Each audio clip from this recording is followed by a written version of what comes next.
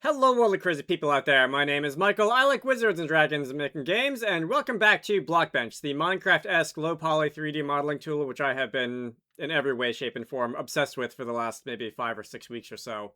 So this is the second video that I am making on Blockbench. In the first video, I covered basic use of this program, using it to create and modify 3D objects. If you haven't seen that video, you might be interested in doing so. I will have a link down below, although I don't think for what we're doing today, it's going to be like, you're not going to be completely lost without it. If, for example, you found this video and you already have a basic idea of how a Blockbench works. Anyway, today we are going to talk about texturing. So Blockbench has some rudimentary 3D texturing tools built in. It's not, like, amazing. It's not probably going to win any awards in the pixel art department, but it does have enough like 3D painting tools built in to allow you to do some basic stuff quickly, and it also contains some features which allow you to do things such as taking your UV unwrap, taking it into a program such as Sprite, making your modifications in Sprite, and then seeing the changes reflected in Blockbench in real time. For what it is, it's a pretty nice workflow. So, first we are going to go and head over to the Paint tab on the right side of the screen, and that is going to move us out of edit mode and into painting mode. And if you were to go and select a color in this little color picker on the side, and if you were to go and select the paintbrush in the toolbar up at the top, and if you were to go and click on one of your 3D objects and start moving the mouse cursor around, you will see that this surface does not have a texture, so we will actually have to do a little bit of initial setup before we can actually get to painting a model. Anyway, so what we have to do before we can start painting is we have to go and create a UV mapping. We have to unwrap the UVs to a texture. I'm guessing most of you probably already know what UV mapping is, but for anyone who doesn't, when you texture a model, you have to take each individual 3D face of the model and you have to project it onto a 2D image. And this texture mapping is assigned to each of the faces on the model, and then that portion of the texture image, the 2D texture image, is projected onto the model. And letting Blockbench figure out that initial texture mapping is the first step that we have to do before we can just go ahead and paint on the object in 3D space. So I'm going to start by just selecting the top of this table, and I am going to go and click the Create Texture button over here.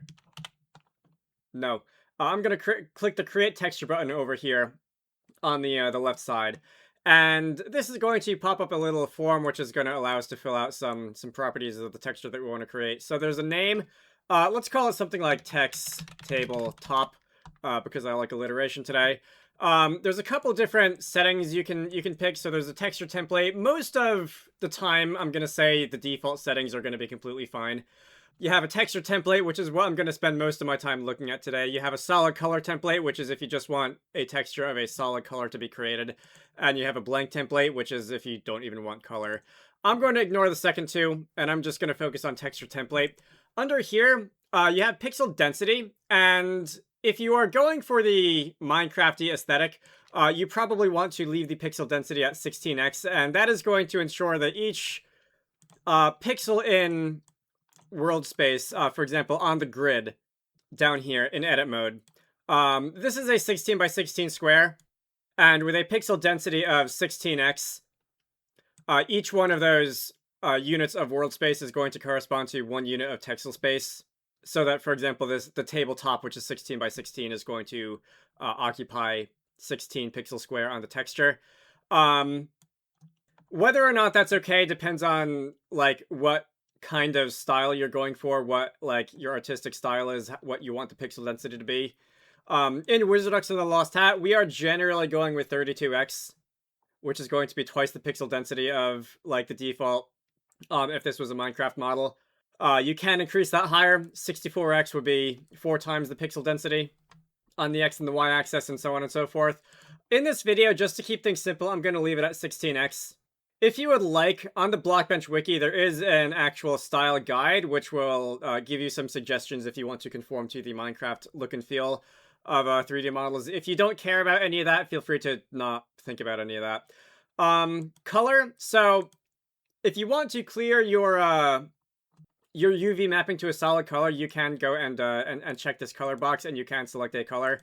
I will try to remember to show off what exactly that looks like later on, but I'm going to go with the default and just not do that first. Rearrange UVs. This is if you have an existing texture mapping and you want to redo it or to combine the texture mapping with a different texture, rearrange UVs is going to allow the mapping of each of the faces on your model to move around and not Hey. necessarily stay what they were before. Um, Power of 2 in size. So if you're coming to this video from GameMaker land, you are probably well acquainted with the separate texture page option, and you're probably well acquainted with the GameMaker texture page settings, which dictate the size of the texture pages. Generally, it's tradition for textures to be a power of 2 in size, so 64 by 64, 256 by 256, that kind of thing. In the modern day, it's not strictly required, but it does conveniently make some problems go away. For example, if you're dealing with mapping and you don't want weird mapping artifacts when you downsample your texture caused by pixels/texels bleeding into each other. Next, keep multi-texture occupancy. So like the rearrange UV setting, this is if you already have a texture mapping and you're redoing it or combining it with another one, and you would like, for example, two objects with the same UV mapping to like keep the same UV mapping and not have them separated. I've never seen a reason to uncheck that box. Generally, if you do that, it'll be for a reason and you would like to keep it that way. Combine islands. This has to do with how connected faces are unwrapped and whether or not they are kept together. This table is very blocky and all the angles are at sharp 90-degree angles to each other, and this probably won't ever like be a relevant consideration to an object such as this. Later on in the video, I will play around with some other models that have some other shapes that have some more smooth curves that might be a little bit more relevant to that. Edge angle and threshold and island angle threshold are similar. These settings determine how close of an angle to surfaces might be when they're unwrapped, if they are to like be continuously preserved. And lastly, padding. Again, if you're coming to this from the world of GameMaker, you're probably aware of the padding that GameMaker will add between graphical assets on a texture page. It's basically the same thing for Blockbench. You might or might not want to keep that checked. Again, if you're doing things such as mapping, having some padding on your in-between regions of your texture unwrap could save you from getting some weird seams where something like a map downsamples the texture. Anyway, I'm gonna go back to the name that I had before I hit cancel. And now we are going to go and create ourselves a new texture. So we can see that we got ourselves we got a couple of things. So up here in the corner, we have what our actual texture image looks like. And we can see that we have different regions on the texture map. If I go back to edit mode, I can actually select them. So we've got things like the top of the table, the bottom of the table. If you go and select a face, you can actually see where the UVs are mapped to in the image. And by default, the faces are going to be colored differently. They are more or less kind of sort of colored based on their face normals, although not exactly. I'm not entirely sure why. For example, the red face is like pointing in the negative X direction, and by tradition, the red face should be like the red face should be like positive X, and the blue face is going in the negative Z direction. By tradition, you would expect it to be the positive Z direction. Anyway, the default colors here are occasionally useful when you want to orient yourself, tell where faces are pointing in model space, but we don't really care about any of that right now. We would like to go into paint mode and start painting. So I don't think I really have to explain most of how paint mode works. If you've ever used MS Paint at any point in your life, you can probably figure this out in about 5 seconds. So you have your usual brush tools. You can choose a circular. I think I will need a larger brush if I really want to be able to see the effects of a circular brush. A circular brush, a square brush, different brush sizes, different brush blend modes, all that fun stuff. There is some... Oh, alright, I've got to use the 2D editor for that. There are some abilities to paint directly on the texture, to modify the texture directly. For example, this, the move tool. You can also, of course, take the brush tool and draw directly on the texture. There are some support for things like layers if you want multiple layers in your texture. For example, if you want a base color layer, and then if you want like a dirt or decal layer, you can have multiple layers in your texture. And then you can go and set the blend mode and do all the usual things with layers. Probably not going to spend a ton of time in there. Again, you all know how image editing works. I'm not here to insult your intelligence. One thing that you probably do want to be aware of is the paint bucket tool. Usually, in most image editors, this would be a flood fill. So, for example, if I were to just take a blue color and click on a surface, then we're going to fill this entire face with just that blue color. That's fine. But this isn't actually a flood fill. This paint bucket isn't really a flood fill. This is actually just going to clear your texture mapping on your face to a solid color. So if I were to click on this red blotch that I drew in the middle of the top of the table, instead of just filling in and replacing that red with blue, it's actually just going to fill in the entire top of the table. And I'm not aware of any like setting that you can change that will change that behavior. I've never found any settings in like Blockbench preferences or anything like that. I'm not ruling out the possibility that there is a setting for that to change the paint bucket to an actual flood fill, and I just haven't found it yet. But it certainly, if it is there, it's fairly well hidden. That's just something to be aware of. We've also got, for example, other tools. The gradient tool can be kind of fun if you like. You've got some tools for drawing basic shapes, which, I mean, sure, I guess. We'll note that if you use that on the surface and like on the 3D object itself, then the space where you are drawing the shape will be clipped to the UV mapping. Unless you draw on the texture, and then you can do whatever you want. Alright, what else is there that I want to talk about here? So, this is going to be more because I think it's unexpected and somewhat amusing than because it's probably immensely useful, but you have a color picker tool up here, and with the color picker tool selected from the toolbar at the top, you can go and just select a color of some part of the texture, whether that is something that you painted down previously, or whether that is like the default texture here. The untextured surfaces don't count, apparently. But if you select the eyedropper from the color picker on the side, this is actually going to allow you to sample a color from anywhere on your screen, which I think is... I mean, sure, why not? There's nothing wrong with it, but it was also, like, extremely surprising to me that it actually, like, went this far the first time I did it.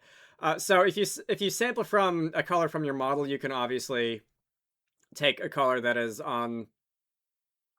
part of the texture that you drew previously, but you can also sample from, for example, the Blockbench UI. So if I wanted the particular shade of blue that is the little gizmo of, where are you?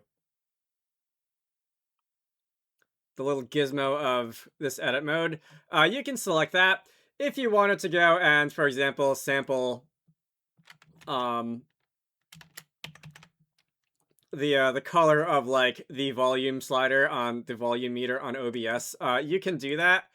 I guess that's useful if you have a reference image that you want to grab a color from, but well, let's just say that I'm easily amused. Anyway, once you're done with that, the first time you hit Control S after creating a new texture, you will be prompted to save that texture to a file.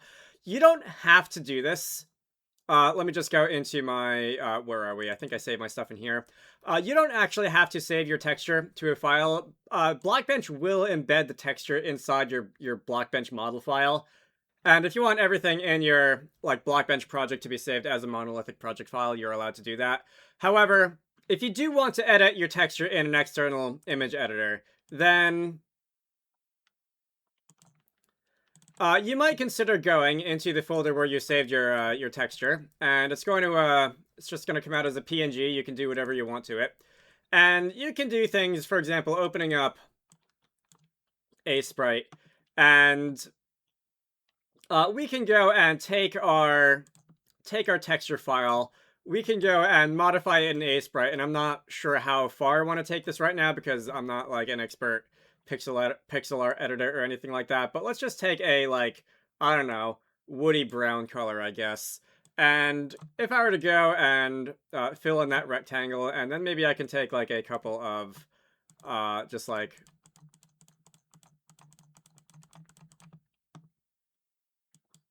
let's draw some wood grains in this texture, something like that. And if I were to save that and come over back to Blockbench over here. Did that save? It should have live reloaded. Why exactly did it not live reload? Blockbench, are you gonna make a fool out of me today? I did save it, right? If I close this and open it again, is it gonna behave? I feel like I've just discovered a bug in Blockbench. It normally works exactly like I said it was. I also see the preview on the side has been updated. Can I, import texture, and can I, like, just reload this like that? That worked. Is this going to, if I were to go and, like, change the top of the surface, or, like, one of the sides of the surface to white, and save it out. Now it live reloaded. I do not know what was wrong with it a minute ago. I've never seen it fail to do that before. Okay? Yanis? Anyway, let's move on. So far, the only thing I've been texturing has been this one single model, this one single shape, object, whatever you want to call it, of the tabletop. And you could go and select each of the table legs individually and create a separate texture map for each of them individually. That is probably not a great use of your time, and also a great use of, like, texture assets and texture space. So what you can also do is you can multi-select different objects in the outliner or in the scene view, and you can go group them together. You can go and create a new texture from this, and then we can call it something like text table legs. Hey. By the way, if you do want to see what happens if you, for example, pick a color for your texture, instead of just getting the default test pattern, it's just gonna color all of the UV unwraps to that color, and you can proceed from here. We can go and let's go. You can tell I was playing around with, like, wooden objects before I started recording this, because a lot of the colors in my palette are of that, like, yellowish brown color. Anyway, we can go and paint bucket across all these at the same time if we like. We can just click and drag the paint bucket tool over each of the surfaces and have it work. Do I want to try and be a little fancier? I'm totally happy to do 3D modeling using Blockbench. I'm totally happy to actually do, like, texturing, because that is still something that I am both less good at and just less interested in, for whatever reason. In a previous life, maybe I was a proper pixel artist, but not in this one. We can paint a little bit of, like, wooden streaks, like maybe water stains or something on some of these textures, and call it a day. Anyway, all four of these table legs now share a single texture map. Each of the legs does have a separate UV mapping, which might or might not be necessary, depending on, like, how fancy you want this to look. I don't think Blockbench really has a good way to like, mark different objects as, like, they should use the same texture map or not. It is possible, and I can't remember how to do it, but it is possible to copy and paste the texture mapping between objects. I unfortunately can say it's the sort of thing that I've only ever, like, done by accident when I was trying to do something else, and it doesn't seem to be something that Blockbench is really geared to do very easily. It is also entirely possible, if you want to have two objects with the same texture mapping, to just take, apparently I duplicated something that I didn't really mean to in there, to take one object, to, for example, Control D duplicate it, and now these two objects have the same texture mapping. And I suppose that's good enough. Let me just Control Z undo that a bunch of times. I suppose that's good enough. Let's see. Can I get rid of this copy? I don't know when I cloned that, but I don't think it's really needed. On that note, you can also, in the texture editor up here, and let me go and expand this a little bit so that there's more space. You can select your texture mappings and you can drag them around yourself. So if you'd like to manually reposition your UV mapping, you are allowed to do that. So if, for example, let me select this face down here is mapped to this section of the texture, I can go and just drag that around, and we can assign it some different UV mapping. There are also a couple of tools down here for example, flipping it horizontally or vertically, if you'd like. You can scale it up. Well, you can also move the corners of the shape around individually, but I was trying to show that you can also scale it up, scale it down like this if you'd like. Rotate it even. You do have some control over over how the UV mapping works with like fine-grained manual control. There's also some interesting features, and I'm gonna go back to the tabletop for this because it'll probably be easier to see. There's also some other options for actually doing the UV projection. For example, if you click UV projection from view, I can't say I really understand how useful this is, but I have seen similar features in other 3D modeling tools, so I assume that if you're a hardcore 3D artist, you probably have some use for projecting the UVs from the camera view.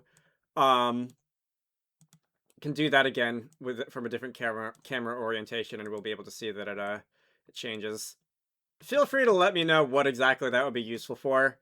So in addition to selecting multiple objects and then doing their UVs all at the same time, you also can, and I alluded to this earlier, but if you have some objects that already have a UV mapping, and if you want to combine that with other objects that already have a UV mapping, or perhaps some objects that don't yet have a UV mapping, if you want to combine this all into a single texture, you can, for example, select all, and we can go create a new texture. And if we proceed from here, let's call it text table everything. If we proceed from here, and I'm just going to leave all the default settings the same and hit confirm, this is going to create a new texture, and it is going to preserve the artwork that we did on the textures previously. So the table top has been preserved. The table legs have been preserved. These crossbars now have new texture mappings, which they didn't have before, and we can go and draw on those all we like.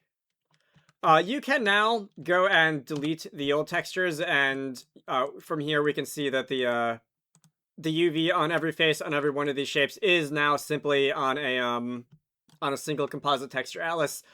This is how I would prefer to do it.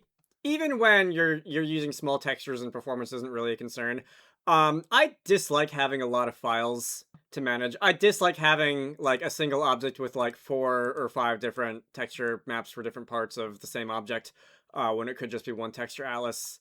It just feels like an extra management headache. If you are dealing with higher resolution texture maps and larger, more complex 3D models, then there is something to be said for clean mappings and like not making a total fragmentary mess of your GPU memory. But if you are in the business of using something like Blockbench to create 3D models, you are probably not working with that level of like computational demand, and that's probably not really a concern for you. Anyway, should I go and paint some things on the rest of these crossbars? We can go and what's a nice color to have on a table? Like, would it be super weird to have I wanted the paint bucket tool. Would it be super weird to have like bright green on your table? I feel like it would be, and this is like why I'm not an interior designer. Oops, I got the bottom of that table. Let's do green for some and like sky blue for the others. This is a completely normal aesthetic choice. Yeah, if you click just off of a model, like if you click into like the void, you will rotate the camera, but if you click on a face like this, you will paint it if you have the paint bucket tool selected, and I mess that up all the time. Anyway, so we can go and save this. I'm going to save that PNG, and now let's have a little bit of fun loading this into GameMaker. So, I didn't actually export the model to OBJ in the previous video, and maybe I should have then, but I think I'll definitely do it now. So if you want to export your model, you can go to File, Export, and then there's GLTF, OBJ, FBX, STL if you'd like to do 3D printing things. But we're going to work with OBJ. Something I probably should mention is, I think, where was it exactly? Off screen, I checked this this toggle more options thing over here, and oh, did it go away? So by default, when you open up Blockbench for the first time, the only like option that you'll see on the side of this outliner over here is the object visibility. If you check more options, you will see a lock, and that will allow you to lock different objects from editing, which can be useful if you want to prevent accidents. And there was, like a second ago, an option for like include in the export. let me undo that and then close Blockbench again. Yes, we will save. And then reopen it. And okay, so for whatever reason, when I open Blockbench with this already checked, these other options didn't appear. Anyway, these checkbox here, if you don't want to include a shape in the export, you can uncheck those. If you do want to include a shape in the export, leave them checked. And now we can go export obj, and I need to go and find the folder that I saved all this into so that it's all in one place. Test model.obj. Let's call it table.obj. And now, let me go into the GameMaker project, which this was the OBJ import tutorial from a couple of years ago. If I just run this, this is the Xenoblade chest. This was loaded from an OBJ. And if I wanted to, I could go into the data files folder, and I could just go and copy table.obj in here. I could go and tell the game to load instead of chest.obj, table.obj. We can do that. This is going to look really weird because it's going to use the texture of the Xenoblade chest. Oh, and also the tabletop is like levitating. If I want to actually use the appropriate texture, I'm just going to go and grab text table everything, drag that into here. We'll do SPR because it's GameMaker tradition. I'm going to go and set this to a separate texture page because if we don't, think weird things are going to happen. And when we go and actually draw this object, we can just use SPR text table everything, and it should now have the texture mapping that we defined in Blockbench with the top of the table painted and the sides of the table and the legs and whatnot. All right, that's fun. So it is worth mentioning that Blockbench does like positive Y as the up axis, and it does like a I'm doing the gesture where I hold my hands up in the air, a left-handed coordinate system. Whereas, at least if you're like me, you probably are using positive Z as your up axis in GameMaker, and you're using a right-handed coordinate system. So just be aware that when you do load your models from Blockbench into GameMaker, you might or might not have to do a coordinate space transformation, swapping axes around, negating the forward direction, that kind of thing. If you're already using a positive Y left-handed coordinate system, then you should be fine. You just shouldn't have to worry about that. The other thing that you might want to worry about if you're importing models from Blockbench into GameMaker is scale. So just the size of your game world. Blockbench will by default export your models to a I want to say a scale where like one of these grid sizes is like 1 unit of world space. And say it with me. If you are like me, if you are using GameMaker, and if you are assuming that 32 units of world space is 1 meter, instead of 1 unit of world space being 1 meter, then you might have to then go and scale that up quite a bit in order to make it visible in a useful capacity. I think Blockbench actually does have a setting for this. If you go Preferences, Settings, Export, then there is a model export scale setting which you can set that scale yourself. Anyway, is that everything? So actually, before I go, I did say that I was going to discuss UV unwrapping with something that's a little bit more like a more curvy, organic sort of surface. So let me just go and create a new generic model. I am going to go and add a element that's, I think, going to be a torus, and that's a donut shape. We can go. Should I increase the thickness any? Yeah, why not? So we've got a torus. I'm gonna go, let's say select half of this. That's not exactly half. This is half. And like drag it off in some direction. And now we've got one of those like backpack clip sort of things that you might use to like clip onto, I don't know, like your keys or your water bottle or something. And let's go and play around with UV unwrapping here. So the default UV mapping is kind of a mess. We're just gonna pretend that that doesn't exist. And if I go create texture, by default, it's going to come out looking something like this. And this is an okay job. The way that these shapes are put together is very interesting. This does an okay job at unwrapping the shape. So we have different surfaces. The fact that this is a 16x texture is a little bit weird with these very thin strips that are at awkward angles. But we could, if we wanted to, go and like paint color onto this. Let me just go and increase the brush size. Let me do something like this. We could go and do that. The texture itself is very... let's say it has a lot of parts that are disconnected and a lot of parts that are, like, it'll have one or two adjacent faces that are connected in the UV map, but not too many. If I wanted to instead create a texture and let us increase the edge angle threshold, let's say something like 60 or maybe 75 degrees, and the island angle threshold, let's say 75 degrees. This is going to cause the unwrap to attempt to preserve a lot more faces that are touching each other. We have a lot fewer faces that are like separate from each other. I feel like this is a better use of, this is like more spatially efficient. Although I'm not sure if I would say that with any degree of certainty without like pixel counting.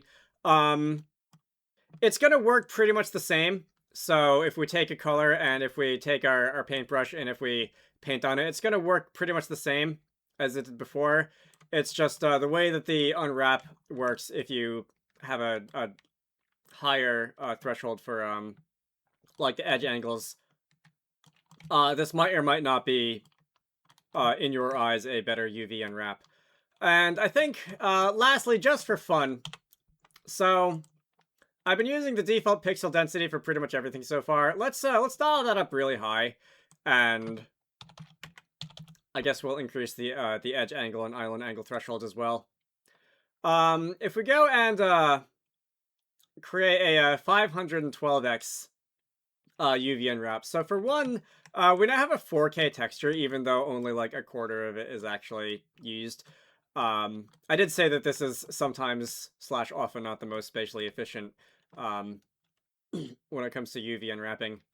If we were to go and draw on this, we could oh wow, it's actually like lagging now. Okay, so you can see might have overdone it just a little bit. You can see when I drag the mouse cursor around, there's a significant amount of delay between when something actually happens. All right. This is, after all, software written in Electron. It's certainly one of the less offensive implementations of software in Electron, but it is not really intended for high performance computing. All right, I'm gonna stop. That was just for fun. Right. So, there's one more major part of Blockbench that I would like to talk about, and that is 3D animation. I have not really messed around with 3D animation in Blockbench very much. I know the basics of what you can do with it and what you can use it for, but I haven't really ever dived too deeply into into animation using Blockbench. And if I did make a video on that, I would probably want, let's say, a little bit more practice using it myself, so it's probably not going to happen anytime soon. But it does seem like a bit of fun. I would like to talk about it eventually. If there's anything else that anybody would like to see me make videos on in Blockbench, let me know and I will consider it. There's a whole bunch of plugins that you can go and install in Blockbench, and there's a couple that I think are quite fun. Probably not anything that's really, like, worth a 20 or 30-minute video on itself, but, for example, Mr. Salmon's Baked AO, I think is, we'll save that for some other time. Until that other time, my name is Michael, I like Wizards and Dragons and making games. You should all go check out Wizarducks and the Lost Hat, which is one of the games that I like to work on when I'm not doing YouTube stuff. We are using Blockbench quite a bit in that thing. Seems to work pretty well with our art style. I like to make videos and all kinds of stuff you can do in GameMaker, so if you're interested in things like 3D nonsense or shader nonsense, feel free to subscribe. I also do make beginner-oriented videos once in a while. I have a Patreon, so if you want to contribute to the channel, links to that can be found in all the usual places. And if you felt like pledging, I definitely would appreciate it. I hope you all found this useful, and I will see you all later. Special thanks to Zenjamin, Zach Robinson, Squarecrow, Spide-Eye Games, Pixelated Pope, Paradox, Nykotic, Manta Ray, GameMaker, GameArt Indie, Edward Holt, DJ Gibbles, Brenton, Bouquet Dev, and Argo the Knot for supporting these videos. If you want to join the ranks of these very cool people, head on down to the Patreon page in the video description to join the fun.